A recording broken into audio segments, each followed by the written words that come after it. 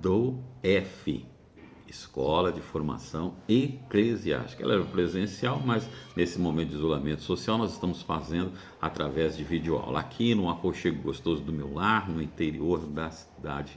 E você pode aí ouvir a sinfonia, né, dos pássaros ao redor, coisa linda e boa. Mas vamos caminhar.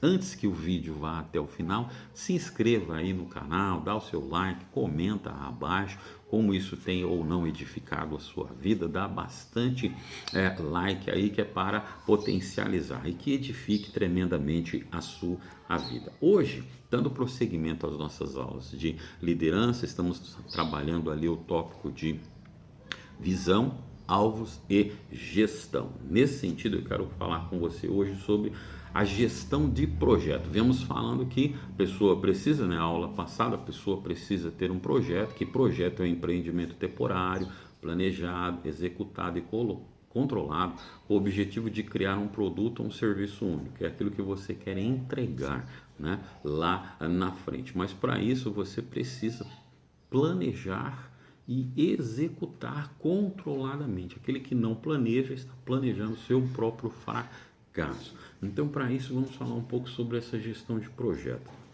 O projeto ele vai em 4 abas: conceituar, planejar, executar e avaliar. Então vamos lá: conceituar, planejar, executar e avaliar. Vai nessas 4 sentido aí. Dentro de conceituar, você precisa então observar as necessidades, né, pelas quais você vai trabalhar para suprir, e os objetivos que você tem que alcançar, né? A gente vai pontuar aqui, depois nós vamos paulatinamente falar sobre cada um deles.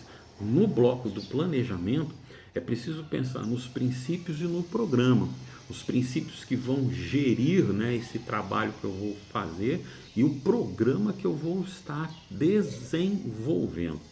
Chega o bloco então do executar. Aí eu preciso pensar que eu tenho que ter 2 recursos importantíssimos: é o material e o pessoal.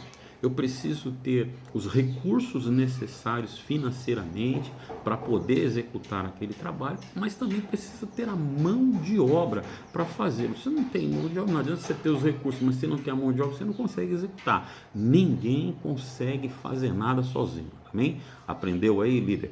Você e eu não conseguimos chegar a lugar nenhum sozinho, nós precisamos de ajuda de outros. Então eu preciso ter recursos, sejam eles materiais, mas também os recursos pessoais. Feito tudo isso, eu preciso fazer algo que normalmente as pessoas deixam para lá, que é avaliar aquilo que foi feito. Nesta avaliação entramos então a avaliação em si, que é ver o que aconteceu, os resultados que nós alcançamos. Isso aqui foi campeão, foi maravilhoso, deu tudo certo, mas o que podemos melhorar? Aqui não deu certo, isso aqui não funcionou direito, o que precisamos fazer para solucionar isso? Por que não aconteceu? Avaliar e aí trazer no final as soluções, aquilo que foi bom e que pode ser melhorado, aquilo que não deu certo e como pode ser feito para que no futuro aquilo aconteça. Isso então se chama gestão do projeto. Você está gerenciando ali o trabalho que você quer executar. Então, seguindo o exemplo do líder Neemias nessa questão aí, desse sentido que eu disse para você anteriormente. Neemias era quem? Copeiro do rei da Babilônia.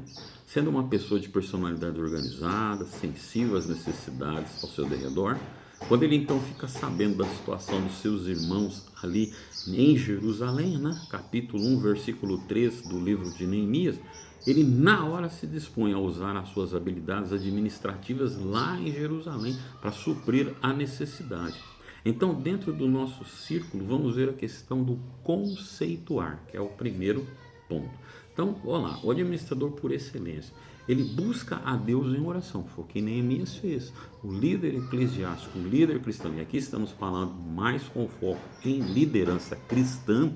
O líder cristão, seja no ambiente eclesiástico, seja no ambiente estudantil, seja no ambiente empresarial, ele precisa ter essa visão aí de que ele precisa buscar a Deus. Preciso conceituar, ter uma necessidade, mas como é que eu vou trabalhar ela? Como é que eu vou enfrentar ela? Como é a minha forma de enfrentamento? Quais serão as estratégias?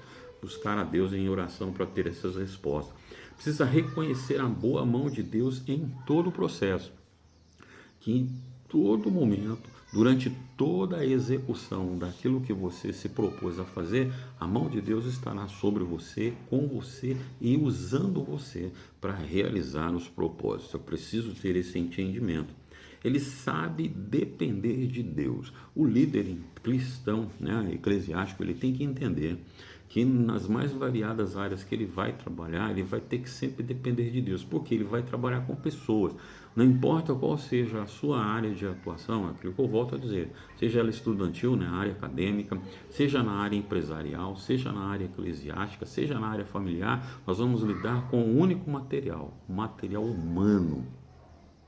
Lidar com pessoas não é fácil. Para isso eu careço, né, entender que eu dependo, que você depende de Deus. Porque muitas vezes, para demover uma pessoa de algo ou influenciá-la para um outro sentido, os bons argumentos não vão levar, a boa inteligência não vai levar, a força então de maneira nenhuma, né? O top goela down não leva a lugar nenhum.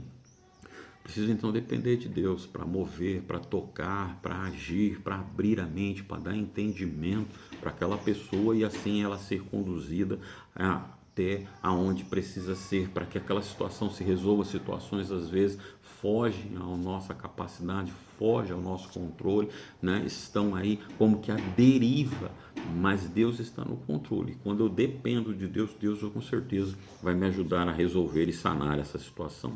É Deus quem dá o devido sucesso às empreitadas. Queridão, não é por sua força, a própria palavra já vai dizer, não é por sua força, capacidade. Lá no Evangelho de João, Jesus diz assim, olha, sem mim vocês não podem fazer nada.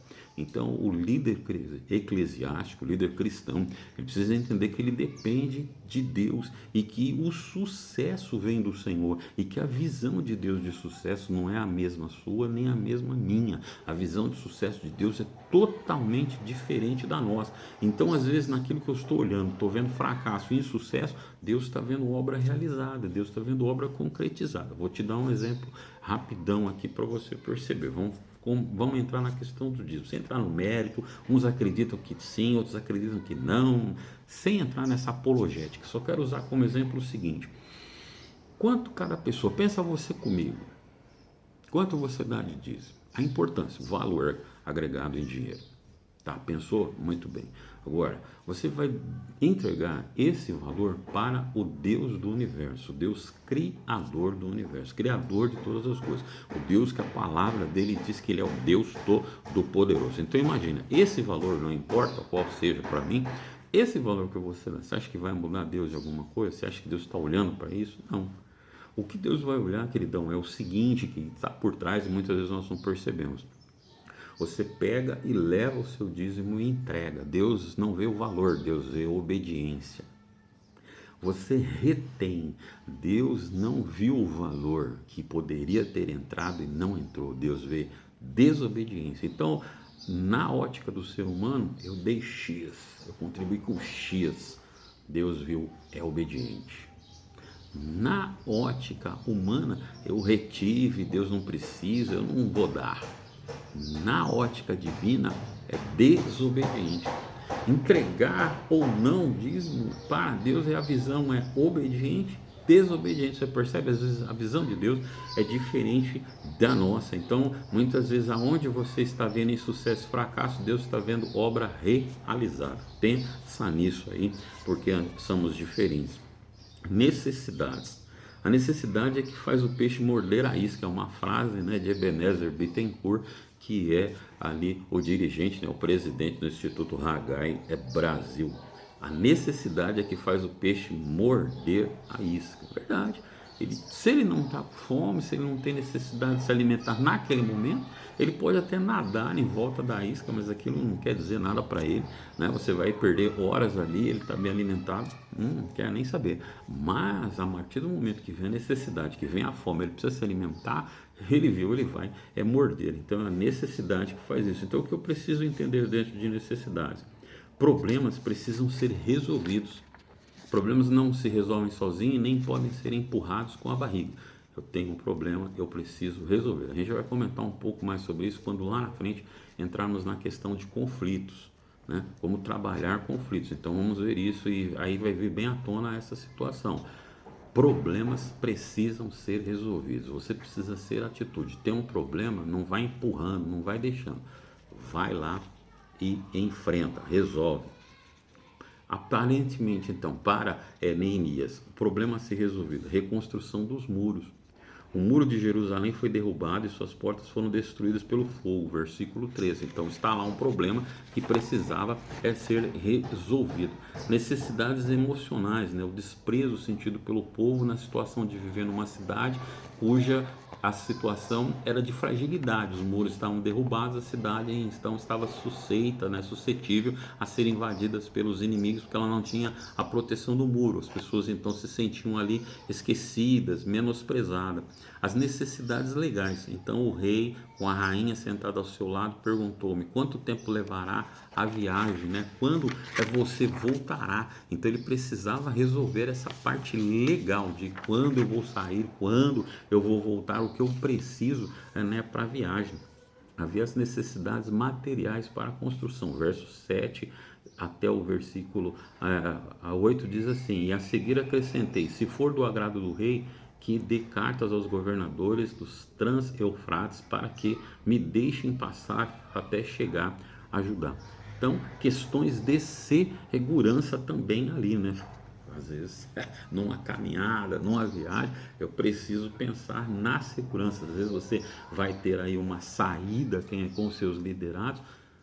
Segurança é primordial. Vou levar adolescentes, vou levar jovens, vou levar pessoas de menor. Eu tenho que pensar numa autorização, né? Falar com os pais dar uma autorização, os pais estarem cientes do que vai acontecer, estarem concordando com a ida desse, e que muitas vezes nós nos esquecemos, né? Então no versículo 9 ele diz assim, com isso fui aos governadores do Trans-Eufrates e lhes entreguei as cartas do rei.